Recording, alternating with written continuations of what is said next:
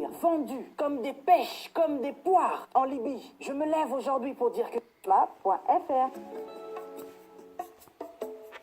Je suis déçu de voir les images qui circulent ces derniers temps. Je vois mes frères en train de souffrir, vendus comme des pêches, comme des poires en Libye. Je me lève aujourd'hui pour dire que je suis indigné. Je me lève aujourd'hui pour dire que je suis en colère. I'm black, I'm African. Je suis black, je suis noire et fière de l'être et je suis africaine. Il y en a marre de voir les Africains continuer à dormir paisiblement, tranquillement, pendant que nous avons des frères et des sœurs qui sont en train de croupir dans des prisons, qui sont en train d'être vendus par des charognards libyens, qui sont vendus comme si on vendait des tomates, alors que nous sommes au XXIe siècle. Après tant d'années, tant de siècles où nous avons été réduits à l'esclavage.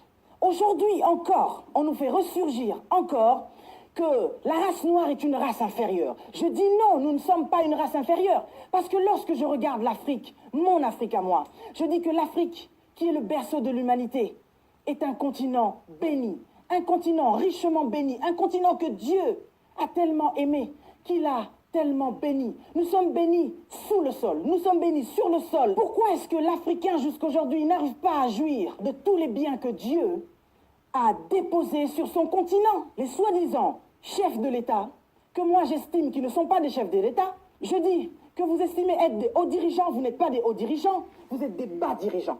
Comment est-ce que vous pouvez estimer être des chefs de l'État alors que tous les jours, des milliers, des millions d'Africains sont tués, sont violés, des femmes sont violées, des hommes sont complètement martyrisés. Nous sommes en train de tourner nos regards vers la Libye où nous voyons nos frères et nos sœurs, simplement parce qu'ils sont en train de fuir la misère que vous autres, soi-disant chefs des États africains, vous êtes en train de les accabler. Vous les faites souffrir. Et ces hommes et ces femmes trouvent que leur seul moyen de s'en sortir, c'est de s'enfuir. Pourquoi devraient-ils s'enfuir alors que ce sont aussi leur pays, l'Afrique est aussi leur continent? Pourquoi est-ce que vous êtes les seuls à jouir des biens de l'Afrique et pas ses frères et ses sœurs africains? Vous autres, chefs d'État africains, vivez dans une maison où, à l'intérieur de cette maison, vous vivez dans une chambre bien à part, avec de l'eau potable, de l'électricité, à manger, à boire, à gogo. Et juste en sortant de vos chambres, il y a des personnes qui se trouvent dans vos salons, dans vos cuisines, dans vos toilettes, qui sont en train de vivre misérablement. Ils n'ont même pas de quoi se vêtir, ni même de quoi boire. Comment ça se fait que l'eau peut devenir un luxe en Afrique pour beaucoup de personnes? Des millions de personnes n'ont pas accès à l'eau potable. Au XXIe siècle, en 2017, nous ne pouvons pas supporter cela. C'est indigne. Et moi, je suis indignée aujourd'hui. En tant qu'une femme africaine, je dis non, cela ne peut pas continuer. Vous êtes là, vous ne réagissez même pas. On est en train de vendre vos fils et vos filles. Vous ne réagissez même pas. Et là, je m'adresse encore parce que je suis une femme. Je m'en vais tout droit vers vous, soi-disant les premières dames de Chanel, les premières dames de Louboutin, les premières dames d'Ucabello, les premières dames des tissages et des perruques et des sacs Vuitton. Vous n'êtes pas dignes d'être appelées des premières dames. Vous êtes des dernières dames. Parce qu'une première dame est une femme dont la Bible parle ici, la femme vertueuse. La femme sage. La femme sage est une femme qui bâtit sa maison. Mais l'insensé la renverse de ses propres mains. Eh bien, aujourd'hui, vous êtes soi-disant des premières dames. Vos pays sont vos maisons. Et vous êtes censés, vous, en tant que femme, vous lever et dire que moi, en tant que femme, soi-disant en tant que première dame, je dois bâtir ma nation. Mais que faites-vous de vos nations? Vous renversez les nations. Quel genre de femme êtes-vous? Lorsqu'il y a des femmes, des vieilles femmes, qui doivent être honorées, vous les déshonorez, ces vieilles femmes. Elles n'ont rien à manger, elles n'ont rien à boire. Aujourd'hui, en Afrique, il y a des familles qui sont en voie de disparition simplement parce qu'ils n'ont personne en Europe.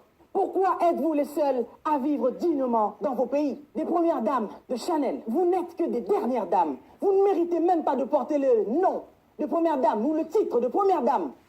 Une première dame qui est en train de me suivre, si cette vidéo te trouve en train de manger, tu devrais arrêter de manger. Comment peux-tu être en train de manger tranquillement dans ta chambre pendant que dans le reste de ta maison, tes enfants sont en train de mourir de faim? Une femme sage est une femme qui prend soin de sa maison. Une femme vertueuse est une femme qui sait prendre soin de son champ. C'est une femme qui sait prendre soin de sa maison, de ses enfants, de tout ce qui l'entoure, de sa famille. Vous êtes les seuls à jouir du bien de l'Afrique, des richesses de l'Afrique. Jusqu'à quand allez-vous continuer à fermer les yeux et à regarder cette population africaine mourir sous vos yeux? Vous êtes fiers lorsque vous montez dans vos jets privés et traversez les océans pour arriver jusqu'ici en Europe pour mettre au monde, pendant que vous êtes incapables de pouvoir construire des hôpitaux dans vos propres pays. Vous n'avez qu'un petit mot de tête et tout de suite vous courez ici en France, vous courez en Suisse pour aller vous faire soigner. Et toute cette population qui ne cesse de mourir chaque jour de malaria, de palu et autres, de choléra, et dernièrement d'Ebola, etc. Parce que ce n'est pas votre priorité. L'Afrique n'est pas votre priorité. Vous n'êtes donc pas des Africains. Et vos maris et vous-même, une femme digne sait parler à son mari dans sa chambre.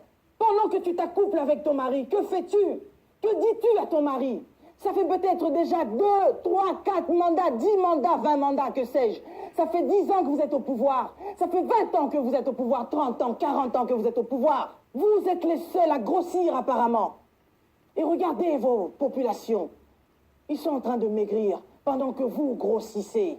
Ces jeunes garçons, ces jeunes femmes qui se retrouvent en Libye, ce n'est pas parce qu'ils aiment la Libye. Tous ces hommes et nous autres, nous ne sommes pas ici parce que nous aimons tout ce qui nous entoure, ou simplement que nous sommes là par amour. Mais c'est parce qu'il y a eu un manque, parce que nos aïeux ont eu des soucis, nos parents ont eu des problèmes, et se sont dit que si nous restons ici, nous mourrons. C'était pour sauver leur peau et la peau de leurs enfants. Et voilà le geste que nos parents ont fait de se déplacer. Eux, ils ont eu de la chance, ils ont pris des avions pour arriver jusqu'ici. Mais voici, je pleure dans mon âme. Mon cœur saigne lorsque je vois que des hommes et des femmes africains, pour fuir rien que la misère, ils sont en train de mourir dans les eaux de la mer. Pendant que vous autres prenez des jets privés pour venir en vacances. Pendant que vos enfants prennent des jets privés pour venir passer des journées de fête ici, d'anniversaire. Ils veulent venir en boîte de nuit à Paris. Ils prennent leur jet privé. Mais vous n'êtes même pas conscients que vous n'êtes pas des chefs, n'êtes pas des chefs. Vous n'êtes pas des hauts dirigeants, vous êtes des bas dirigeants. Et vous autres les femmes, vous n'êtes pas des premières dames, mais vous êtes des dernières dames. Quand nous allons au Congo, nous voyons des barrages qui peuvent alimenter toute l'Afrique en électricité. Mais jusqu'aujourd'hui, l'électricité est un luxe en Afrique. Même vous-même, vous avez des problèmes d'électricité. Allahu Akbar, Allahu Akbar. Allahu Akbar,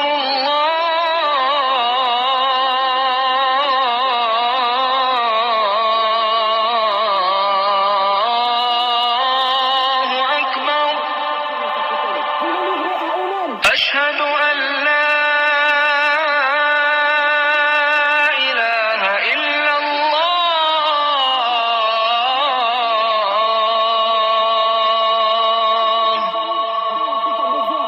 أشهد أن لا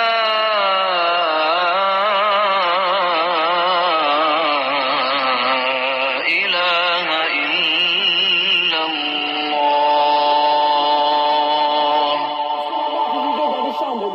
أشهد أن محمدا رسول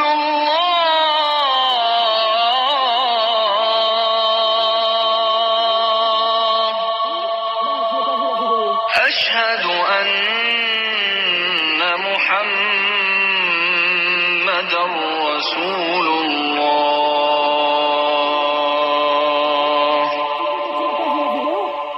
حي على الصلاة.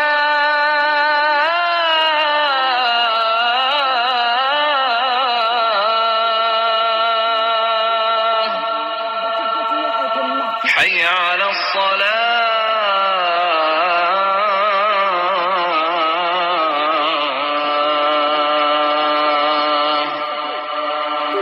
حي على الفلاح.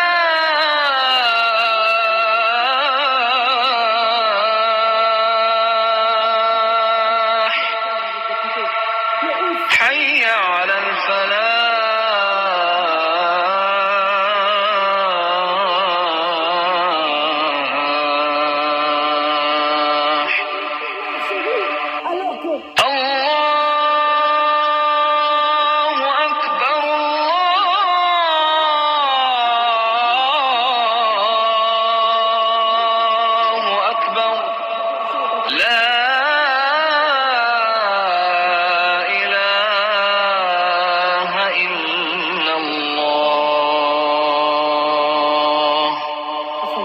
terre, dans la poussière. Ils n'ont pas de quoi s'asseoir. Ils n'ont même pas de cahier. Ils n'ont pas de livre. Ils n'ont rien. Et comment voulez-vous que lorsque vous mourrez, parce que certainement vous mourrez, la Bible le dit, l'âme qui pêche mourra. Et la Bible le dit aussi, celui qui tue par l'épée mourra par l'épée. Combien de morts avez-vous dans votre conscience? Et comment faites-vous pour dormir? Moi, je me pose la question. Madame, la dernière dame, comment fais-tu pour manger paisiblement pendant qu'il y a des gens qui souffrent? Vous n'investissez en rien en Afrique. Vous construisez des routes qui ne durent même pas. Vous construisez des routes aujourd'hui. Quelques années après, ces routes-là, on ne peut plus rouler là-dessus. Mais les colons avaient construit des routes. Jusqu'à aujourd'hui, c'est sur ces routes-là que vous roulez. Et vous prenez de l'argent que vous allez placer dans les Caraïbes. Vous mettez des placements offshore. Vous prenez de l'argent et vous placez en Suisse, en France, vous achetez des biens, des châteaux. Que tôt ou tard, ces mêmes personnes qui vous placent soi-disant au pouvoir finissent par réquisitionner. Et lorsqu'ils réquisitionnent ces choses, ils ne le rendent pas. Nous sommes ici en Occident. Il n'y a pas de diamants, mais les gens vivent dans des logements sociaux. Il y a des femmes seules qui ne travaillent pas ici en Occident, mais qui sont payées. Là où il n'y a pas de coltan. Mais regardez, tout le monde a l'accès à un téléphone portable. Qu'est-ce qui se passe chez nous? Les gens ne peuvent pas étudier correctement avec tout ce que nous avons dans notre sous-sol. Tous les jours, on nous vole, on nous vole, on nous vole, on nous vole. On déstabilise l'Africain. On veut te faire croire, Africain, que tu n'es rien, que tu ne représentes rien, que tu es faible. Parce qu'autrefois, tu as été esclave. C'est fini aujourd'hui. C'est fini aujourd'hui. Et moi, j'aimerais dire une chose aussi qui me révolte. Si un Libyen, un minable Libyen, ose prendre un Africain et le vendre comme esclave, mais il prend exemple sur vous, cher soi-disant chef de l'État, cher soi-disant dernière dame, c'est parce que vous d'abord, vous avez commencé à nous mettre en esclavagisme. Tous ceux qui sont en Afrique aujourd'hui et qui vivent dans des conditions minables sont des esclaves. Personne n'a le droit de ne rien dire. Parce que si vous osez prendre parti, devenir opposant, on vous met en prison. N'est-ce pas ça, là aussi, une forme d'esclavagisme? Nous sommes d'abord esclaves chez nous, dans nos pays, avant que les autres fassent de nous des esclaves. Et je suis sidéré de voir que des hommes, situation, je ne vois pas les hommes de Dieu se lever et s'indigner contre cette situation. Intelligent. Jusqu'à quand allez-vous penser que votre race est une race inférieure? Les hommes sont tous nés égaux et libres. Africa, I love Africa. Pour votre édification spirituelle.